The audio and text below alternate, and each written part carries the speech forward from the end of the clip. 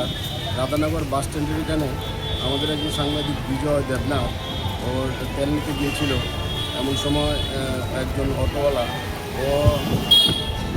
ওকে আগে দিতে হবে, তেল বেশি করে দিতে হবে, এসব জোর জুলুম করতে গেলে ও তখন প্রতিবাদ করে আর ওকে তখন মেরে ওর মাথা ফাটিয়ে দেয়, ওরা চাকু দিয়ে মারে।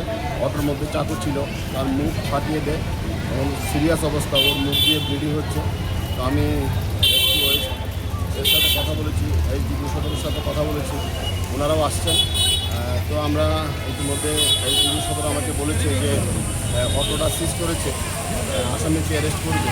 তো আসামিকে যদি আজকের মধ্যে অ্যারেস্ট না করে তাহলে আমরা আমাদের পরবর্তী পদক্ষেপ গ্রহণ করবো, কারণ এটা একটি খুব সিরিয়াস ঘটনা। দিন দুপুরে এইভাবে একজন সাংবাদিক পরিচয় দেওয়ার পরেও ওকে এইভাবে মেরে দেওয়া, এটা কোনোভাবে মেনে নেওয়া যায় না।